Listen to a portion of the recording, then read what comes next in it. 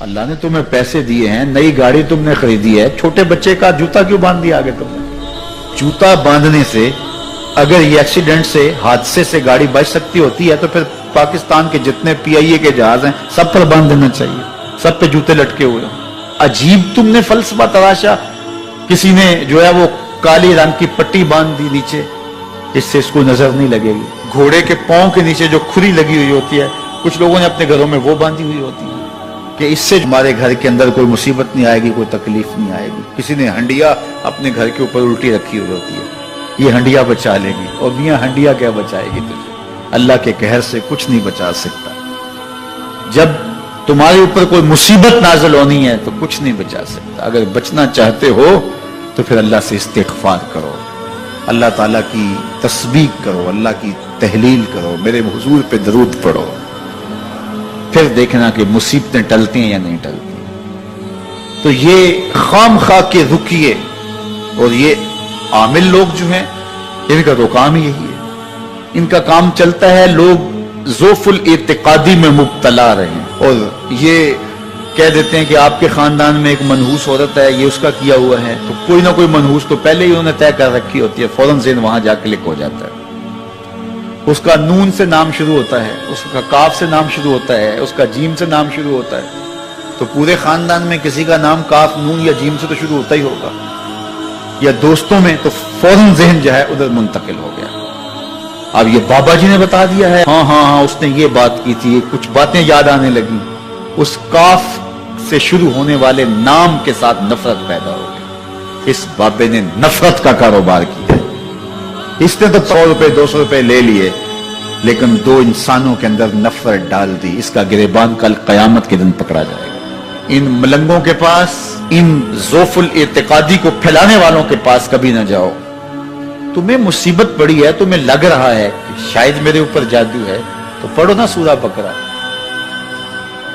جادو جڑ سے اکھڑ جائے گا. 40 دن اپنے گھر میں سورہ بقرہ پڑھو, برکت ہوگی. کہتے ہیں مولوی صاحب 40 دن تو نہیں پڑھی جا سکتی, 2.5 پارے, ہمیں کوئی تعویذ ہی کرتے ہیں. ہم شارٹ کٹ چاہتے ہیں نا, روزانہ صبح 2.5 پارے سورہ بقرہ پڑھے, یہ تو ہم سے نہیں پڑھی جائے گی. تو آپ کوئی تعویذ ہی لکھتے ہیں. کاروبار میں برکت نہیں, میں کہتا ہوں پڑھو نا سورہ واقعہ, 3 رکوع ہیں, برکت ہوگی. ہم کہتے ہیں ہمیں تعویذ ملنا چاہیے, بس وہ ہم گلے میں رکھ دیں, بٹوے میں رکھ لیں, پرس میں رکھ لیں, اور ہمارا کام ہو جائے, ہمیں کچھ بھی نہ پڑھنا پڑے, ہمیں وضو تک نہ کرنا پڑے, نماز نہ پڑھنی پڑے, اور برکت ہو جائے. ایسے برکت تو نہیں آتی. اس لیے چھوڑو ان کی جان, آؤ قرآن مجید پہ آؤ, آؤ سجدوں پہ آؤ, آؤ دعاؤں پہ آؤ. سحری کے وقت اس کی رحمتیں آواز دے رہی ہوتی ہیں, حل من مسترزقن, ہے کوئی رزق مانگنے والا, اور تم اس وقت سوئے ہوئے ہو, سارے دن ٹھوکریں کھاتے ہو. آؤ نا اس وقت جھولی پھیلا کے, ہاتھ پھیلا کے کہو مالک تو جھولیاں بھر دے. تو پھر دیکھنا میرا بیٹا سالم مشرکین کی قید میں ہے اور میں فاقوں کی حالت میں ہوں.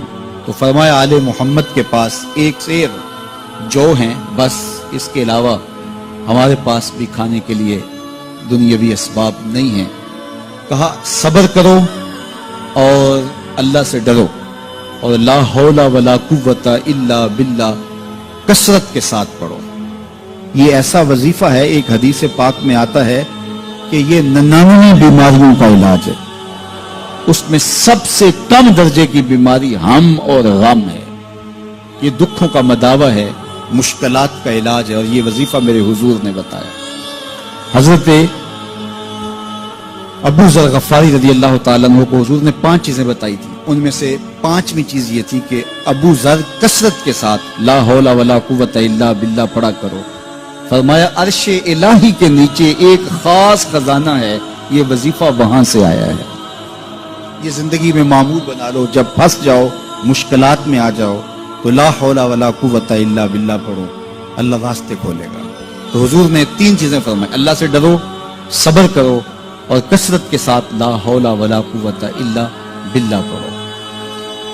وہ فرماتے ہیں کہ میں یہ عمل شروع کیا, ابھی گھر میں بیٹھا ہی تھا کہ دروازے پہ دستک ہوئی. تو میں اٹھا کہ دروازہ کھولوں دیکھوں کہ کون ہے.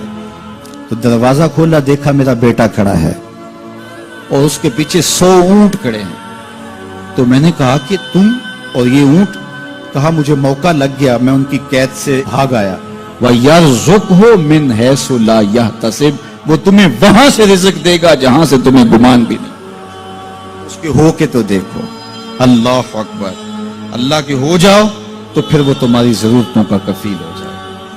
فرمایا حضرت عبداللہ ابن مسعود رضی اللہ تعالیٰ عنہ نے کہ کسی شخص کو فقر و فاقہ آ جائے تو وہ لوگوں کو بتائے کہ میں آج کل بڑے مشکل حالات میں ہوں، ہر وقت لوگوں کو بتاتا رہے تو اس کی مشکل بڑھے گی، اس کی مشکلیں آسان نہیں ہوں گی اس طرح۔ اور اگر وہ اپنی اس مشکل کو کسی سے شیئر نہ کرے بلکہ مصلی بچھا کے اپنے رب سے کہے کہ مالک فقر و فاقہ آ گیا ہے اور اس کا علاج تیرے پاس ہے، اس مرض کا مداوع تیرے پاس ہے۔ حضرت عبداللہ ابن مسعود فرماتے ہیں کہ رسول کریم نے فرمایا جلد یا بدیر اللہ اس کو مالا مال فرما دے۔ یہ بھی کبھی کر کے دیکھو، مشکل آ جائے، فاقہ آ جائے۔ اور قرآن مجید کا دل سورہ یاسین ہے، جس نے ایک مرتبہ سورہ یاسین کی تلاوت کی اللہ 10 مرتبہ قرآن پڑھنے کا ثواب عطا کرے۔ اور کتنا بڑا اجر ہے، آپ ایک سال میں بھی شاید 10 قرآن مجید نہ ختم کر سکیں اور سورہ یاسین پڑھیں تو 10 مرتبہ قرآن مجید پڑھنے کا ثواب نصیب ہوگا۔ تو اپنی صبح کا آغاز سورہ یاسین سے کیا کریں، نماز فجر کے بعد اشراق تک سورہ یاسین پڑھ لیا کریں۔ سورہ یاسین اگر آپ پڑھ کے اپنے دن کا آغاز کرتے ہیں آپ کا سارا دن خیر سے گزرے گا۔ اس دن اگر کاروبار کریں گے تو برکت ہوگی، اس دن بہت ساری بیماریوں سے، آفات و بلیات ارضیہ و سماویہ سے بچے رہیں گے، لوگوں کے شر سے، حادثات سے محفوظ رہیں گے۔ میرے حضور نے ارشاد فرمایا قرآن مجید میں ایک سورت ہے جس کی 30 آیات ہیں، اگر کوئی شخص اس کی تلاوت کرتا ہے تو وہ سورت پڑھنے والے کی شفاعت کرتی ہے اور اتنی بار شفاعت کرتی ہے کہ اس کو بخشوا کے چھوڑتی ہے۔ وہ سورت کون سی ہے؟ وَهِيَ تَبَارَكَ الَّذِي بِيَدِهِ الْمُلْكُ، یہ سورۃ الملک ہے، 30 آیتیں ہیں۔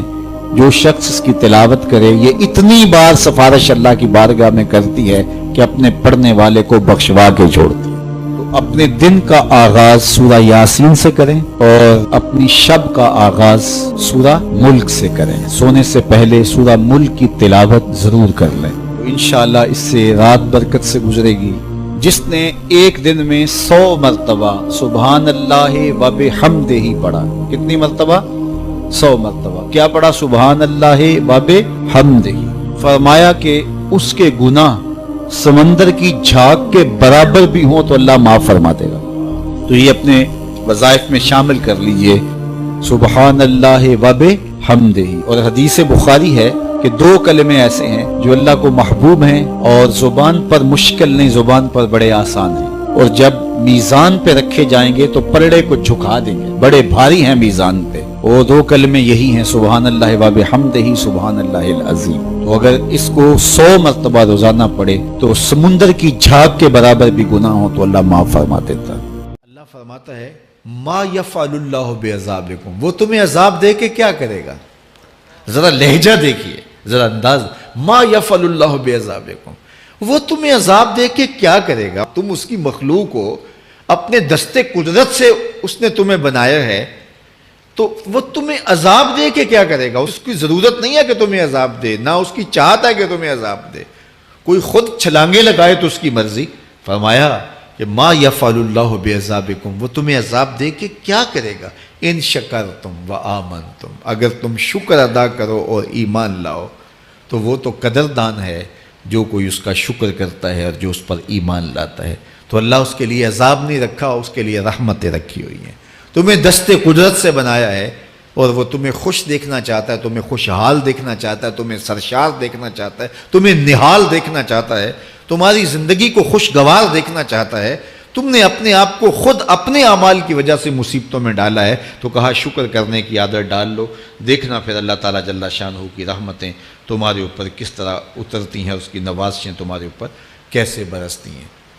توکل اگر ہم سیکھ جائیں تو توکل ایک ایسی دولت ہے کہ جو خوشحال زندگی کی ضمانت بنتی۔ جب ہم اللہ پر توکل نہیں کرتے اور ہم سمجھتے ہیں یہ سب کچھ ہماری محنت کا نتیجہ ہی ہوگا، اور نتیجہ جب نہیں آتا تو پھر ہم بے چین مضطرب ہو جاتے ہیں، اور جب ہم اس پہ توکل کر لیں تو پھر ہمارا صرف اتنا ہی کام ہے کہ میاں ہم یہ کام کر رہے ہیں، بس یہ حکم، ہم بیج بو رہے ہیں، بس یہ حکم ہے اور بو رہے ہیں، باقی اس پہ بھروسہ ہے، یہ کام اس کا ہے کہ اس نے اس کو اگانا ہے، اس کے اوپر پھل لگانے ہیں۔